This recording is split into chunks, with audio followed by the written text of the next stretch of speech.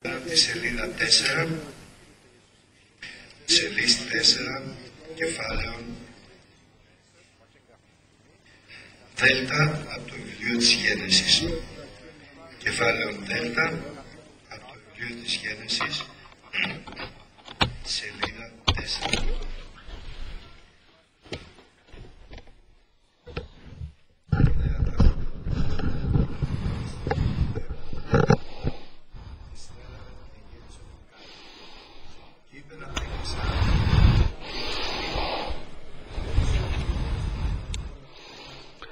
Nous allons lire à partir de la Genèse,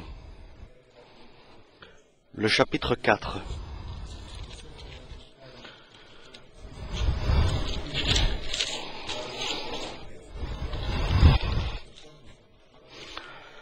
Adam connut Ève, sa femme. Elle conçut et enfanta Caïn. Et elle dit, j'ai formé un homme avec l'aide de l'Éternel. Elle enfanta encore son frère, Abel. Abel fut berger, et Caïn fut laboureur. Au bout de quelque temps, Caïn fit à l'Éternel une offrande de fruits de la terre.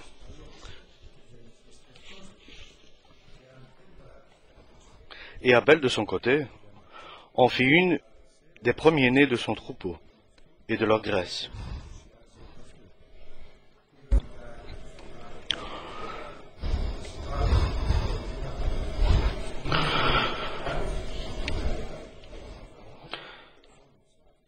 Et l'Éternel porta un regard favorable sur Abel et sur son offrande, mais il ne porta pas un regard favorable sur Caïn et sur son offrande. Caïn fut très irrité, et son visage fut abattu. Et l'Éternel dit à Caïn, « Pourquoi es-tu irrité, et pourquoi ton visage est-il abattu? Certainement, si tu agis bien, tu relèveras ton visage, et si tu agis mal, le péché se couche à la porte, et ses désirs se portent vers toi. Mais toi, domine sur lui. » Cependant, Caïn adressa la parole à son frère Abel. Mais comme il était dans les champs, Caïn se jeta sur son frère Abel et le tua. L'Éternel dit à Caïn, « Où est ton frère, Abel ?» Il répondit, « Je ne sais pas. Suis-je le gardien de mon frère ?» Et Dieu dit, « Qu'as-tu fait là? La voix du sang de ton frère crie de la terre jusqu'à moi. Maintenant tu seras maudit de la terre, qui a ouvert sa bouche pour recevoir de ta main le sang de ton frère. Quand tu cultiveras le sol, il ne te donnera pas sa richesse. Tu seras errant et vagabond sur la terre. » Caïn dit à l'Éternel, « Mon châtiment est trop grand pour être supporté. » Amen. Dieu a commencé une œuvre excellente pour Adam et Ève sur la terre, lesquels il a établis sur la terre et il a créé. Adam a été créé et Ève a été créée par la côte, donc une partie d'un os de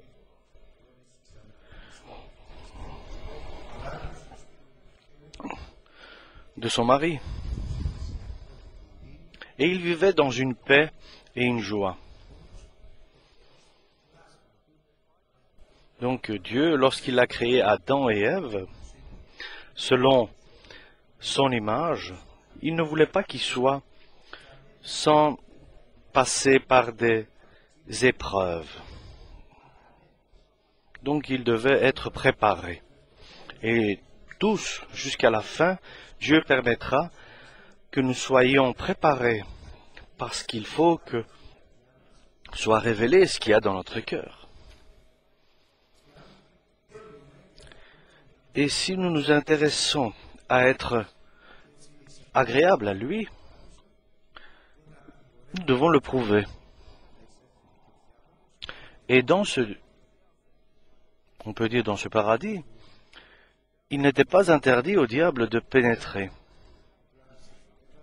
Nous savons que le diable a trompé Adam et Ève, d'abord Ève bien sûr. De tous les arbres du paradis, ils pouvaient manger. Adam et Ève pouvaient manger de tous les fruits des arbres du paradis, sauf celui celui qui produisait le fruit de la connaissance du bien et du mal. Jusque-là, tout allait bien. Donc Adam et Ève connaissaient seulement le bien. Donc ils étaient heureux dans la présence de Dieu, dans le paradis. Ils connaissaient que la sanctification. Et la sanctification n'est rien d'autre que l'obéissance au commandement de Dieu. Mais il est très facile pour le diable, qui est très rusé, de tromper une créature comme l'homme, lequel est petit, sans importance et sans expérience aussi. Nous savons que le diable a de l'expérience. Il a même réussi à tromper des anges. Comment n'arrivera-t-il pas à tromper des hommes? Mais nous savons qu'il est condamné. Il est condamné par Dieu. Nous remercions Dieu parce que Dieu a préparé un projet pour le salut de l'homme. Et il donne l'occasion à l'homme qui désire de ne pas être errant et de ne pas être trompé par le diable. Il a un projet pour sauver l'homme et ce nom, c'est Jésus-Christ. C'est le nom qui sauve l'humanité. Mais n'allons pas plus loin et voyons la suite de cet événement. Ce qui est important dans la vie de l'homme, ce n'est pas le début. Quoiqu'elle soit peut-être bénie, ce n'est pas non plus le présent. Peut-être qu'il est béni le présent. Ce n'est pas non plus... attention, ce n'est pas non plus ce que nous vivons aujourd'hui. Ce qui est important, c'est notre futur et notre but. Tout a bien commencé pour Adam et Ève, mais la suite n'était pas bonne. Ils se sont retrouvés exilés du paradis, puisqu'ils ont désobéi au commandement de Dieu, et ils ne sont pas morts. Mais ils sont morts d'une mort spirituelle, nous pouvons dire, mais pas une mort charnelle. Et nous savons que cette mort spirituelle, c'est la séparation de Dieu et de sa créature. Et ils vivaient en dehors du paradis. Et pour eux, le paradis était fermé. Et le projet de Dieu était que Adam et Ève, exilés, là, il y a une nouvelle vie qui commence pour Adam et Ève, suivant la volonté de la chair de Adam et Ève. Ils sont partis de l'esprit et de la bénédiction et de la sanctification de Dieu qui existait dans le paradis, et ils se sont retrouvés en dehors du paradis. Et ils ont fait des enfants. Ils ont eu Caïn et Abel, donc 2 enfants, 2 garçons.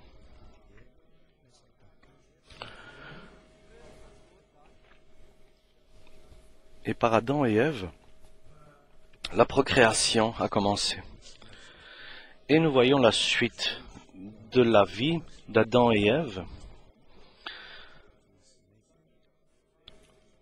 Et nous voyons la suite aussi de leurs enfants. En dehors de la présence de Dieu, les choses vont certainement pas bien. Nous voyons donc Caïn ici, et Abel, son frère, à l'âge, nous pouvons dire, un âge bien avancé. Ils savent par leur père les affaires de Dieu. Ils savent que Dieu désire avoir des offrandes pour être agréable envers lui. Et Caïn était un laboureur. Et Abel était un pasteur. À partir de là, on commence à voir la différence entre les enfants. la différence entre chaque personne. Qu'est-ce que l'homme a dans son cœur? Et cela ne dépend pas de son alentour ou de ce qui est près de lui. Mais dans la sanctification d'Adam et Ève, nous voyons qu'ils sont tombés dans cet endroit où ils étaient. Et nous savons aussi que dans Sodome et Gomorrhe, il y a eu un salut de Lot, donc le neveu d'Abraham, qui a été sauvé.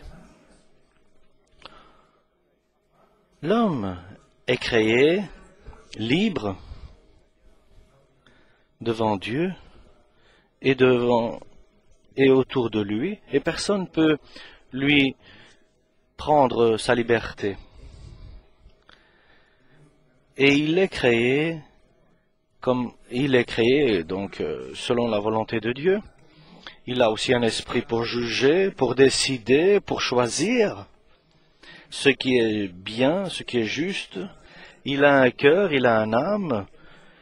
Il est libre de vouloir le bien et le mal.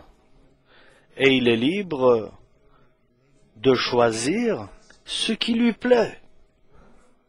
Le beau, ce qui n'est pas beau, ce qui est bien, ce qui n'est pas bien.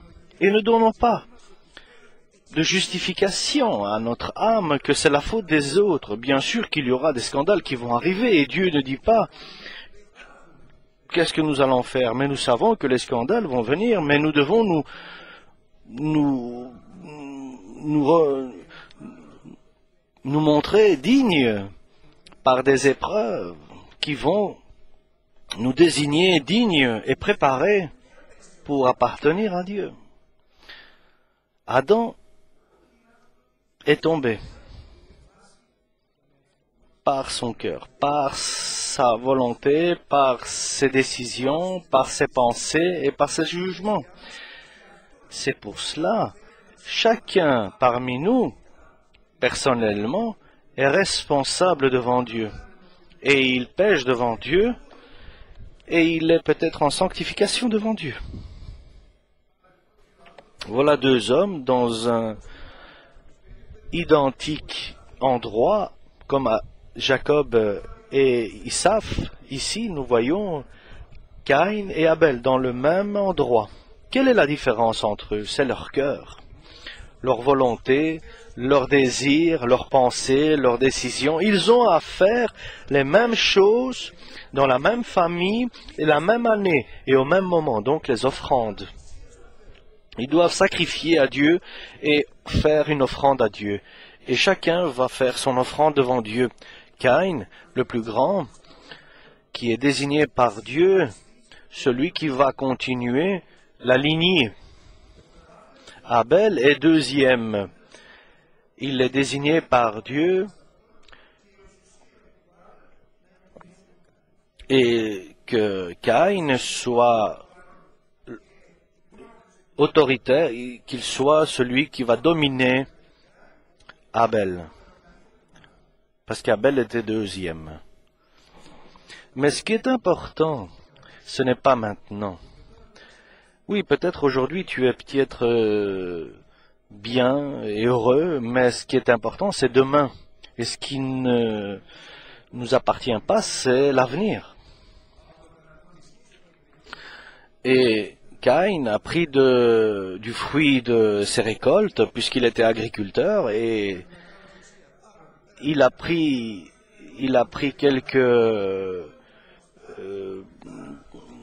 quelques fruits de sa plantation, et il a offert à Dieu.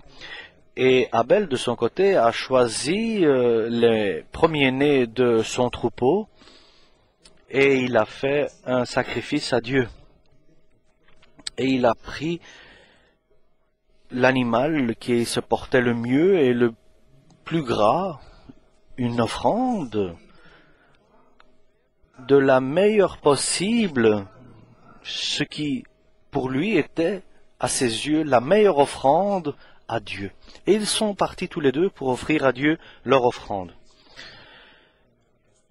Et il ne faut pas une bien spécifique compréhension pour savoir quelle va être plus agréable que l'autre.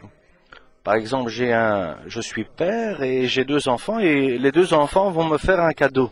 Un va au marché, il m'achète une cravate et il me l'apporte. Et l'autre, il tourne toute l'Athènes pour trouver la meilleure cravate pour me l'apporter. Donc ils ont le même argent, la même possibilité. C'est l'amour qui se voit par l'offrande. L'amour est révélé par nos actes devant Dieu.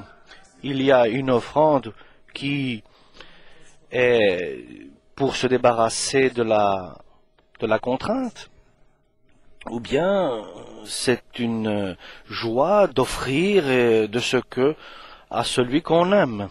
Et vous savez, chers frères et sœurs, un grand secret pour le chrétien, c'est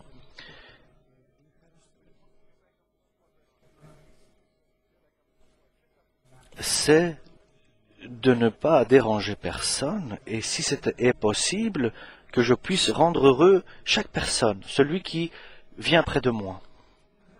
C'est un grand secret. Et tu ne le fais pas heureux comme cela, avec des ruses, avec des combines, mais avec l'amour, avec ta charité, de le réconforter, de l'encourager. C'est ainsi que tu peux le rendre heureux et joyeux. Et je voudrais toujours pas réfléchir à ce que je vais recevoir, mais ce que je vais pouvoir donner. Et cela apporte la paix parmi les hommes. Parce que lorsque tu as quelqu'un qui s'efforce de t'aider et de te rendre heureux, tu dois t'efforcer à la rendre heureuse, par exemple ta femme, ou la femme doit s'efforcer de rendre heureux son mari, ou de rendre heureux les enfants. Le père et la mère, par exemple, doivent s'efforcer de rendre heureux leurs enfants. Ce qui est important, c'est les relations, c'est qu'il y ait dans les relations la paix. Et lorsque la paix vient dans les relations de Dieu, alors Dieu agit parmi ces personnes. Combien plus lorsque nous avons affaire avec les relations avec Dieu. Dieu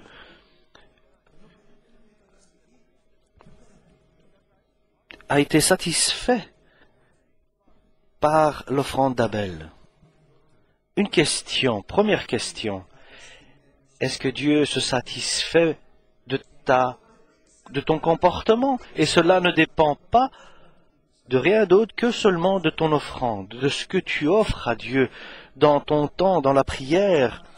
Mais en même temps, dépend qu'est-ce que tu offres aussi aux autres, à chaque personne.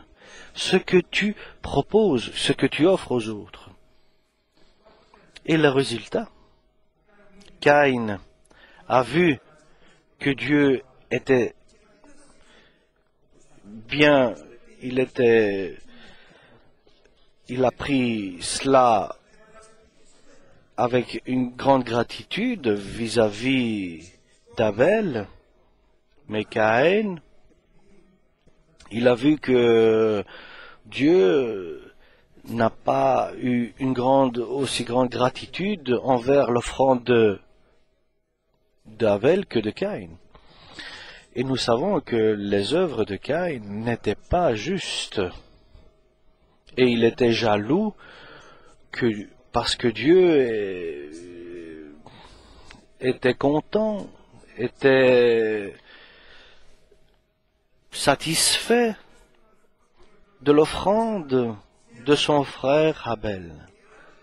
Et lorsqu'il a vu cela, il a eu de la jalousie envers son frère. Et ce qui lui manquait, c'était l'amour. Et il ne pouvait pas être agréable à Dieu dans cet état. Et le manque d'amour a une continuité. Et Dieu lui a dit, pourquoi tu es dans la lamentation que tu as? Si toi tu fais du bien, est-ce que moi je ne serais pas heureux avec toi? Si toi, maintenant que tu as compris et que tu vois que ton comportement n'était pas bon, si tu changes de comportement, je serais agréable est satisfait aussi avec toi. Et nous connaissons et nous savons que le salaire du péché, c'est la mort. Et Abel a pris compte de la parole de Dieu, mais Caïn a été rempli de colère et de jalousie. Et tout cela, bien sûr, a joué sur notre futur. Et c'est très important ce que nous écoutons, parce que ce que nous faisons aujourd'hui ne nous garantit pas et nous assure pas notre avenir, ni à nous, ni à nos enfants. La paix de Caïn dans le cœur de Caïn, il n'y avait pas de paix envers Abel, son frère. Et à partir de là, le parcours de Caïn n'est pas bon. Et il a une haine et contre son frère Abel. Et celui qui essaie de corriger les injustices ne pourra pas. Et Dieu dit, laissez agir Dieu lorsque vous à la vengeance. Nous ne pouvons rien faire d'autre.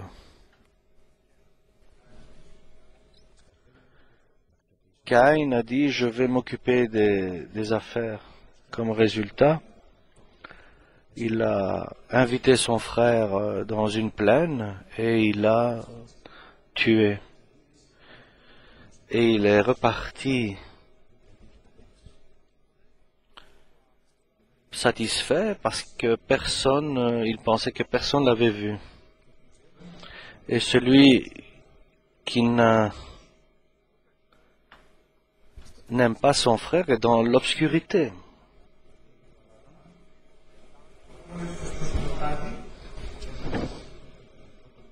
Et nous savons que Caïn n'a jamais aimé son frère Abel parce qu'il a haï son frère, parce que Dieu a été agréable, s'est senti agréable à l'offrande de Abel.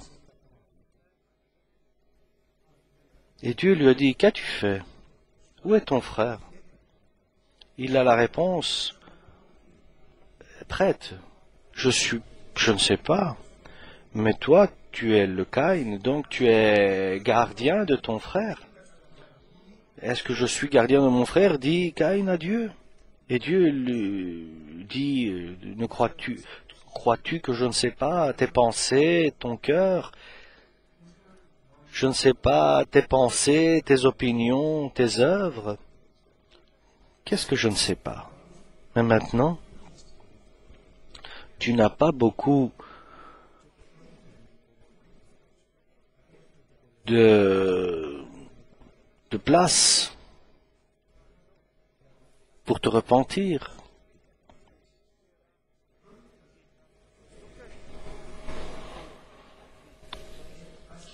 Et Caïn, nous savons qu'il a pris la décision de marcher seul. Et Dieu lui dit, à partir de maintenant, la terre sera maudite pour toi, tu ne verras pas de fertilité, tu ne pourras pas te tenir à un endroit, tu seras toujours quelqu'un qui sera errant sur la terre. Et Caïn, la seule chose qu'il a eu peur, c'est que après cela, celui qui va me voir me tuera. Mais Dieu ne veut pas qu'on le tue. Et nous savons qu'au Nouveau Testament, Dieu désire le pardon. Dans l'Ancien Testament, c'était œil pour œil, dent pour dent.